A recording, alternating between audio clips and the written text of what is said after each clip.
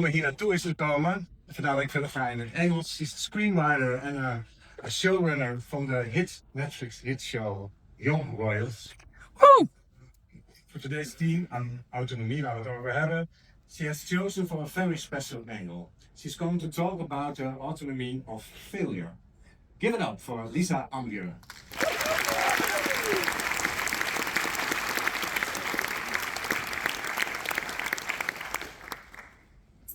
Hi everyone.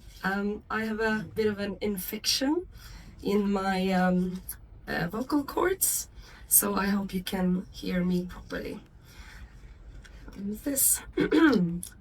My name is Lisa Ambjörn. I'm a screenwriter and showrunner from Sweden. And I've never before had the honor to make a keynote speech. It makes me very excited to be here today among such accomplished colleagues and in this thriving writing community. But I'm also really worried that I'll be doing it wrong, since it's my first time, so please, if I do fail, don't tell me afterwards. We all know how screenwriters feel about feedback. And to introduce myself to the ones who have no idea what I've done, here is a brief timeline of my career so far. I graduated with a bachelor degree in screenwriting in 2018, and I got a part-time job straight out of school as a script editor at the TV drama department at SVT, which is the public broadcaster in Sweden. And I was there for almost 2 years, gaining invaluable knowledge, seeing the industry from the broadcaster's point of view. And during this time I also wrote episodes on shows like the Finnish-Swedish sci-fi series White Wall, and I got my first head writing job on the 6-part dramedy Summer of 85. And I quickly felt that head writing was a better fit for me than episode writing.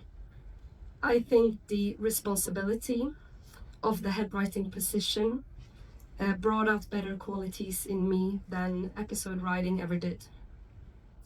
When I had to be the kind of leader that I would have wanted myself, I became kinder, more encouraging, and more creative in my own writing as well. But most importantly, I realized through trial and error that in my process I rely heavily on this internal landscape or map or vision of the story that I have in mind.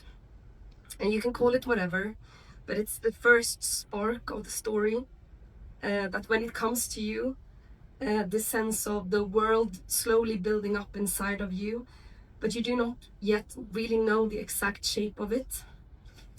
And in this map or world or feeling, which in the beginning only have a few different places marked out on it where I think I might want to go, I have to feel like I'm free to move around, to try different paths to get to those places and redirect the route when needed. And the map itself, it can shift and move and expand and shrink. And as long as I know my internal compass is aligned correctly, which for me, it's knowing why I'm making the story right now. And I'm not worried then if an episode isn't working in the first few drafts, because I trust we'll get there. And if I have to, as a head writer, I can rewrite it myself when all of the pieces of the puzzles have been explored. And this also made the urge to tell original stories in which this map or landscape wouldn't be dependent on any previous source or someone else's work, even bigger for me. And I was very lucky to have my first 2 original shows that I ever pitched, Sick and Young Royals. They got picked up straight away in different years, but they were greenlit in the same year. Sick was a limited series, and Young Royals became the first show that I got to make more than 1 season of. We made 3 seasons in total.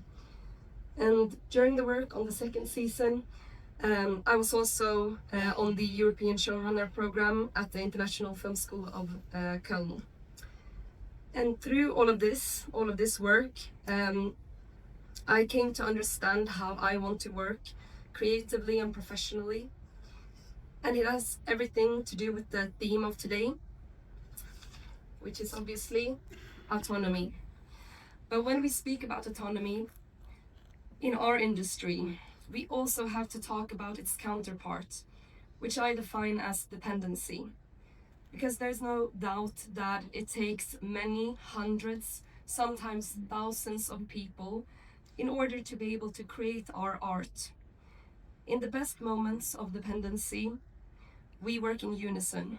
We can't distinguish what idea came from where. It all just organically develops, and we push each other to make bolder, more creative choices, feeding off each other's imagination and experiences. And in those moments, the very core of our medium and the strength of it shows. Our art is the collaboration, and it feels magical and larger than life when it gets to take place. Dependency in this aspect is beautiful, but then there is the side of it that is a bit less romantic. Dependency on the broadcaster or network to want to make our shows. Dependency on money and time and viewing numbers and algorithms. And film production wise on things like schedules and health. And when there's an economic crisis like the one we're experiencing right now, and massive political turmoil globally, we're unfortunately dependent on that as well, as I know you all know. Maybe we're the least independent art form to have ever existed. And I won't be speaking too much about the things that we cannot control. I will focus on the moments where we do have a choice, from creative choices to professional ones. And for these choices to be autonomous, I think they need to be informed. They need to be based on consent and awareness of why we are making them. Because whether we like it or not, like the speakers have talked about before me, we either counter, reproduce, or mirror norms. And it can also get tricky creatively, because sometimes we feel that something is right or wrong without having yet arrived at a part in the process and filmmakers. And sometimes we fight for our lives, for something in our stories, only to realize our gut feeling is wrong. And that's also just part of the process. So I will dive in and talk about the two original shows that I've made. And we're gonna start with Sick. Sick is an 8-episode comedy drama based on my own experiences of getting diagnosed with cervical cancer at the age of 24. These are some of the pictures that I took and posted on my Instagram, because that's what you did in 2012, or 2014 maybe. And ironically, it was kind of the cancer that made me dare to apply to film school. I was at the time living in London and working on the other end of the film process spectra as a videographer, as it was called then, but mostly I was a film editor. And I had started to get very bored with what I felt was soulless projects that I was supposed to fix in post. So when I got cancer, I decided that if I wanted to decide what stories we were gonna tell, I would unfortunately have to become a screenwriter. And I have never considered myself a writer. I had bad grades in school, in grammar and in languages. And I was so embarrassed that I thought, if I get rejected, I will just blame it on the cancer and tell everyone it got worse. But thankfully I did get in. The cancer went away, and it turned out that I loved screenwriting. And during these total 4 years in school, I tried to tell this story of what I had experienced during cancer in many different formats and genres. But it always became so melodramatic and depressing and quite frankly sad. I realized I wouldn't watch it myself, and the story was supposed to be about me. And then after many trials and errors, I had an epiphany. It wasn't going to be a story about someone who's diagnosed with cancer or about following a character that goes through treatments. Many others have done that with good and bad results before. No, I was going to tell the story of the cancer hangover. The part that no one tells you about. The one that begins after you've been treated and have been declared free of cancer. The hangover was a time when everyone around me expected me to be happy and grateful that I had survived, and I had to try and hide the fact that I was not happy, but broke, newly dumped, depressed, and filled with a whole lot of resentment and anger. The cancer had affected my body, my mind, all my relationships and my future. But when I told people about my experiences, I usually ended up making them laugh out of the absurdity of it all. And I realized the only way to approach the darkness would be to write it like a comedy. One that would make people laugh through the pain and the relatable struggle of having to start all over again. And we're gonna watch a sizzle reel of the show so you can get a sense of the tone of it. Vi kickar igång. Jag vill veta vem Alice då. Yes, vem är Alice? Jag är... Snälla. Jag lovar att aldrig klaga på någonting utan vara evigt tacksam och lycklig om att få överleva det här. Looks fine. The surgery was successful and the post-op smear came back negative. You fucking survived cancer! Wait, stop! Come on, it's not what it looks like. What's this? It's a photo. You send me fucking dick pics when I'm dying? It's black and white. It's not even harm. It's art. Shit! Well, I'm sorry if my art disturbs you. Är ni tillsammans nu igen? Nej, alltså, vi börjar bo tillsammans. Jag sover på soffan.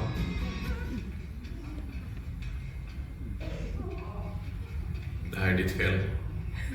De slutade bråka när du blev sjuk. Varför har du lagt upp bilder från sjukhuset? Du la ju själv upp bilder där. Det är helt annorlunda, mamma. Varför det? Därför att det är jag som la upp dem. Hur mår du?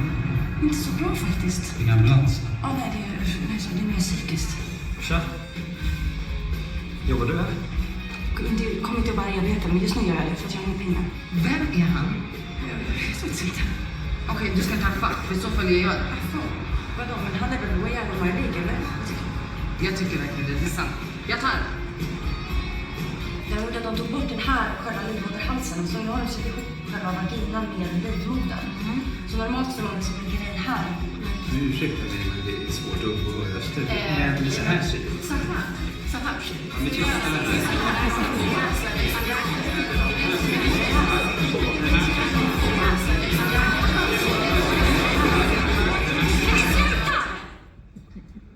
Jag ska leva life, inte hänga i centrum och rita fittor!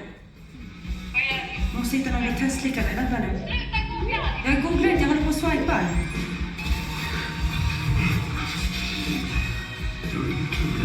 Kanske styr som något. Jag har haft cancer. Efter en cancerdiagnos, men det är egentligen bara att prova sig fram och se vad som funkar. en grej bara. Ja. Smittar det? Ja, nej, vi är inte tillsammans. Det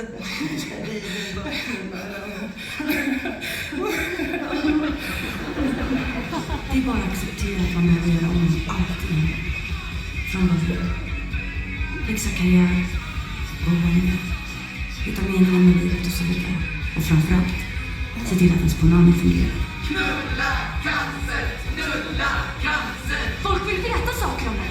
Jag kanske kan skriva en bok och bli fucking Camilla Läckberg av cancer. Resa jorden runt och föreläsa. Allting kan fucking hända. Att du kämpade igenom en av världens farligaste sjukdomar och kom ut på andra sidan som en bättre människa.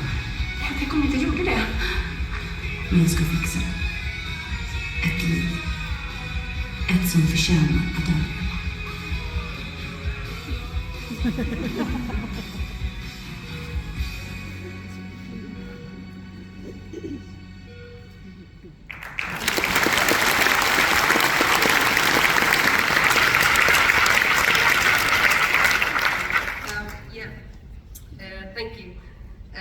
director of the show was Johan Rosell.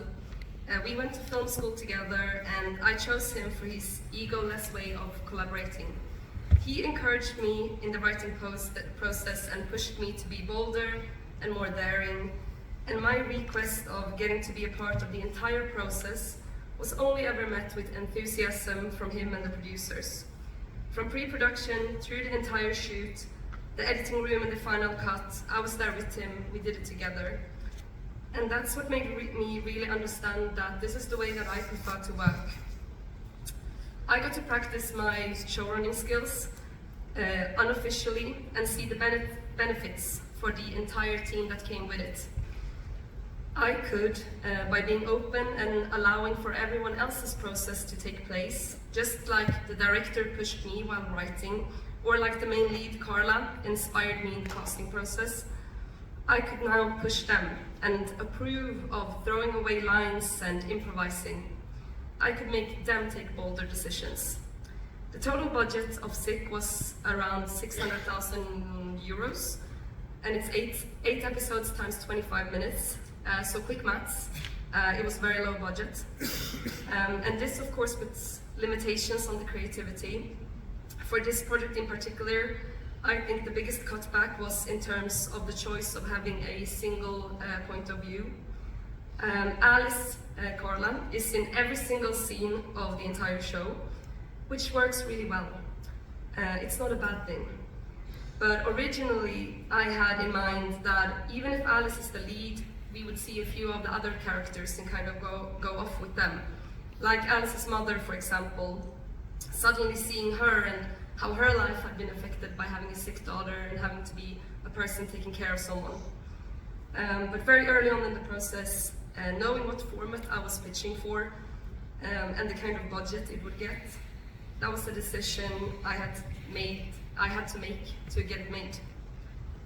And the beauty of it is that all the things that I didn't get to put in this show is being brought in to light in many different other ways in other projects that I'm making. But also what we lacked in money, we got instead in greater autonomy from the broadcaster, because they could afford to let us take some risks. And having a small team made us very quick on our feet. We could adapt to changes in no time. And many of our heads of departments of SIC were people who had been working their way up in the industry and were getting to do it for the first time, which can be really scary. But they were very eager to show their creativity and skills as leaders of their departments. And these people are today some of the best people in the industry in their respective field.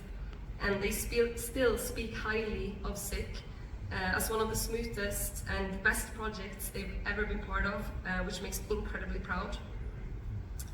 And I know I said I was going to talk about failures, but I also showed to talk about some of the good stuff as well. So yeah, these were some just pictures of us in production for SIC that I forgot to switch to. So enjoy before I switch.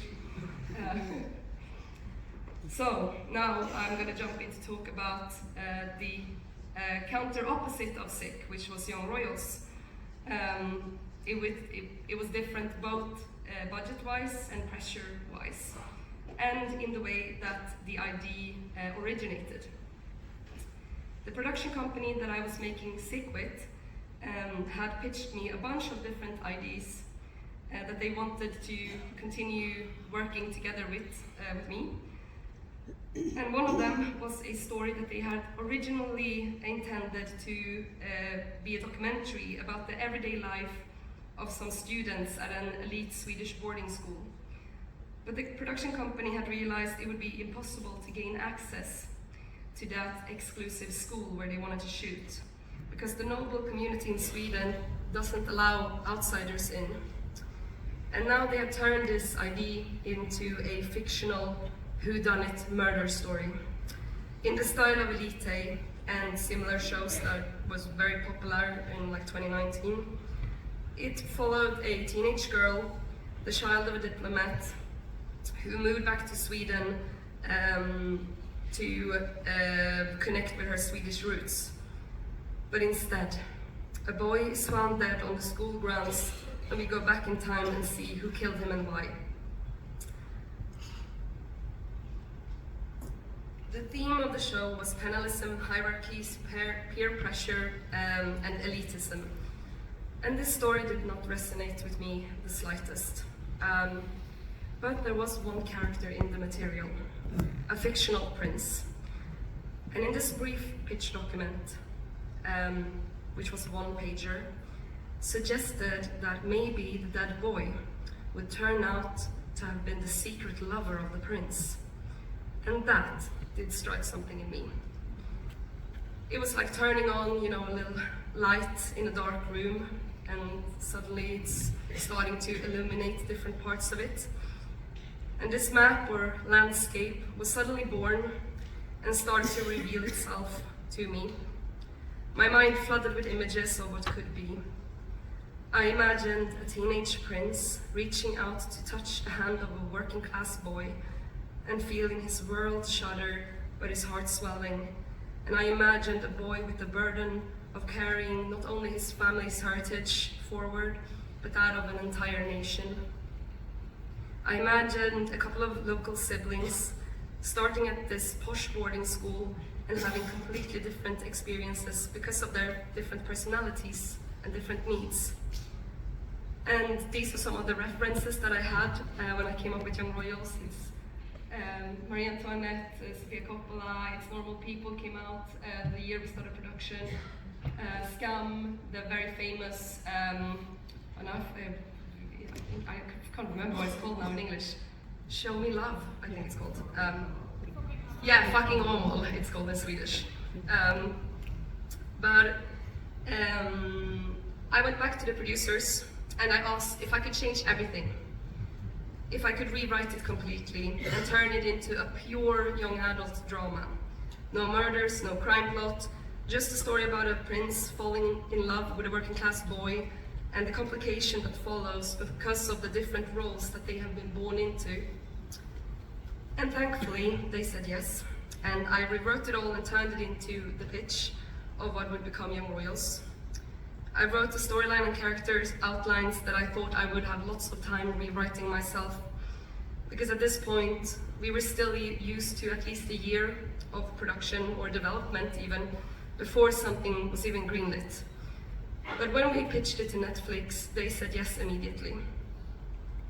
And I had less than 5 months, not only to assemble a writer's room and hash out season 1 of Young Royals before the shoot, but me and the producers also had to interview directors and decide on who we wanted and get them approved by Netflix, so we could start hiring the rest of the team and start the casting process, find the shooting locations, and set up for pre-production. And after many Zoom interviews, this was when COVID hit, we decided on Roshda Shukerses and as the head director, accompanied by Erika Karlmeyer. And initially, I basically tried to squeeze the entirety of the 3 seasons into that first one, because I thought we might just get one. But we quickly realized we would have to narrow it down a lot, which was super scary. What if we only got that one season and the ending wasn't the story that I wanted to tell? In all honesty, it was hard on me to let everyone in so early in the process, because I had barely had any time to explore it myself. But as I was saying before, I was carrying this internal map or world of the story, even if huge parts of it hadn't been explored. But there was just no time to think. I just had to make quick decisions so we could move forward and hope I would have time to amend these choices later if they turned out to be wrong. And here we can really talk about that paradox as a writer of having to advocate for things you feel in your gut is right, or at least not wrong, but without having found the words to describe why yet. And what was working from the very beginning was the core of the story. We never got tired of Wilhelm, the crown prince, and Simon, the working class boy, and their budding relationship. So we left those scenes pretty untouched from the beginning, and instead turned our focus towards the parts of the story that hadn't yet found their place. And it was made even harder by the fact that production-wise everything was up in the air. Every day we had changes in locations, or casting severely impacted what we had written the day before. And in the name of efficiency, we separated me and the two directors and our time together, with the idea to cover as much ground as possible individually. So much so that I didn't even see Erica face to face until a month into shooting. And just 2 weeks into shooting the first 2 episodes, I got a call from the producers saying we were severely behind schedule already. They were shooting 1 minute per day when we were supposed to shoot between 4 and 6. And I would have to rewrite all the episodes and drop at least 10 pages per episode to give production a chance to secure the episodes. But there was no guidance in what outtakes would be helpful for the crew or not. I was giving no clear feedback. The directors were doing everything they could, but they had no time to sit with me, nor did the first ADs have any time. So we just ended up sending the script back and forth in the middle of the night with cuts and rewrites being made straight in the documents and discussions happening on final draft post-its. And I did do a last kind of rewrite of every scene before it was sent out the night before we were shooting it. But sometimes, still, I didn't know what was the actual problem with the scene. Was it the location that didn't allow for a certain action, or was it a schedule issue with an actor? It was frustrating and super stressful for everyone, and the perfect way to set up for misunderstandings and bad communications. But everyone really did their absolute best. And we still managed to make it.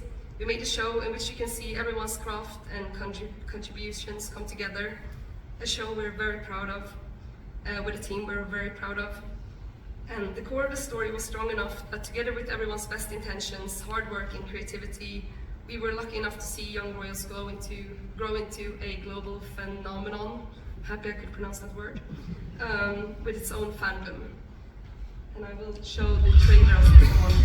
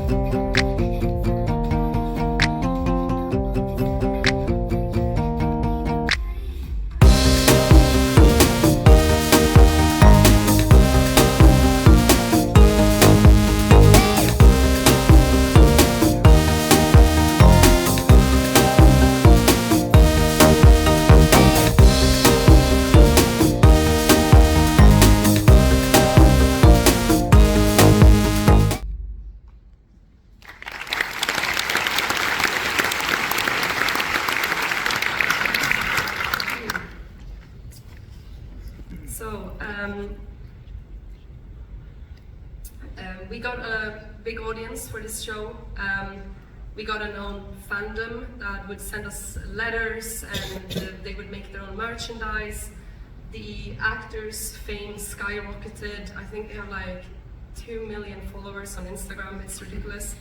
I've had people come up to me in the streets and asking me to sign stuff or write lines from the show on like their arm, and then they go and get it tattooed. So it's very bizarre. But while the rest of the team, after the premiere, got a bit of a break from the show, I was straight into writing season 2 the day after the premiere. And before I even wrote down a single word, I asked for the head director and the producers to sit with me and talk about everything that we wanted to do differently this time. Because this breakdown in communication started the moment we tried to be efficient and separate me and the directors, the writers' room from production, and I was too inexperienced when we did the first season to ask for that and make other professional choices to be helpful to the creative process. It could all have been avoided if we would have spent more time together in pre-production. If I'd been in the room when some of the production difficulties were being discussed, or if I didn't have to guess what the problem might be, if I had listened in on meetings with other departments at design costume, or heard the ideas of the DOPs, if I had gone to the locations and understood what the spaces we had to work with was, and what was possible in them and not. The bad communication and consequences from it could have all been avoided had we done that. And when we talk about creative autonomy, sometimes people will use the word creative control. And I just want to specify that I'm not talking about a screenwriter being there in pre-production or in the shoot or in post to control anyone or anything, but simply being helpful and a creative part of the quick changes that inevitably happen. Oh no. Oh yeah, so this is the team. Someone who can keep the entirety of the season in mind when creative impulses and improvisation from everyone on set lead to amazing scenes, but will have consequences for the following episodes. And that way you can help and be making amends of the problem. And the following 2 seasons, we improved this professional work structure considerably. And doing the European showrunner course that I mentioned in the beginning also made me realize that what I was experiencing and learning was not only a gut feeling, but based on scientific research about workflows and group dynamics in creative processes. By the 3rd season, I finally got to fully implement this creative process, which was also needed because we had 3 new directors, as our head director had left to make her feature film. And these new directors were all pleasantly surprised by the amount of creative freedom it gave them to have this tight collab with the screenwriter. They could be bolder and make more daring choices because they felt I was sharing the responsibility with them. And it saved us money, both on sick and young royals. Paying me to be there for the entire process ended up being cheaper. And it was also on the 3rd season of Young Royals that I got my first executive producing credit. So now I can officially say that I am a showrunner, even if this way of working has been part of me for much longer. So, some conclusions. How do we stay true to your, how do you stay true to your artistic vision when collaborating with commercial streaming services? For me, the reason why I don't feel restricted by working with bigger streamers is that I want a big audience to see the stories I tell. I want regular people who maybe don't consider themselves as people who are interested in the arts to feel invited into these shows. Then I want to surprise them and take them on a journey they never thought they would go on. And I do understand that the streamers need people to press play, but more importantly, keep them watching. But the streamers don't always know what they want, or how or why something works. And I consider my job being to find ways to make them buy something and surprise them. With that said, I do make projects that I know a certain type of streamer would never make. And then I will decide not to pitch that to them, but make it in a smaller outlet and instead find other ways to make the show travel and find its audience. And before I made these two shows, I had a misconception of what it means to have a vision. I thought the best creators, whether screenwriters or directors, could package and sell their ideas as this uniform vision, one of those vision board documents, and stick to it throughout. I thought if you want to claim to carry the vision, you should already know exactly what you want and in what way you want it. And maybe some writers and directors do, or pretend to. But for me, if I would feel like Sick and Young Royals came out exactly as I imagined it from the beginning, that would be the most unfulfilling process. When people say, that's exactly how I envisioned it, I think, wow, how incredibly boring. I would never want to write if it didn't sometimes mean that you get that feeling when you're sitting and writing and suddenly the characters start saying and doing things you never planned for them to do. Imagine not being surprised by yourself, by your subconscious. That's a tiny, small existence. What I'm talking about when I use the word vision is this internal map or world that slowly reveals itself, taking you places you thought you never go. I want to be surprised. I want to be challenged by my collaborators. I want their expertise and imagination to elevate what I thought was possible. I don't want to be an expert on everything from camera angles and what lens to use and what exact song should be played in what moment or how the grading should look. I think it's all super interesting, but I don't need to know it. Staying true to yourself and the story for me, and I can only ever speak about myself, is to be driven by a never-ending well of passion for whatever it is in that story that makes my heart beat hard and fast. Nothing happens in stagnation, in perfection, in rigidness, in ego, in dominance, but anything can happen in fluidity, in momentum, in vulnerability, in openness. For me, autonomy is to feel seen and heard when planning the professional process. Autonomy is to dare to be clear about responsibilities and how decisions are made instead of relying on unspoken hierarchies. For me, creative autonomy is to have the trust of my collaborators to explore, to be led but not restricted by the vision, to be courageous and challenge ourselves together. That is, for me, autonomy in collaboration. That's all I had. Thank you.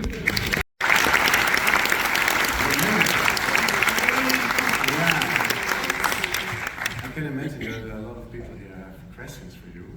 Are you staying for drinks? Yes. Yes, and are people allowed to come up to you and Yes, as ask long you as I things? haven't lost my voice by then, but I'll nod and do like... Can you do this kind Yes, of thing? yeah. Yeah? Okay, Absolutely. looking forward. Yeah. Thank you, Lisa Ambjörn. Omdat een scenario-schrijver aan het begin van het hele maakproces staat, had ik dat die kranten 5 jaar geleden ook al wel kunnen vertellen. Er kwam meer geld, hogere ambitie en heden ligt... Lopen, maar wel internationaal succes. Ja, dat is een gesloten vraag heel slecht.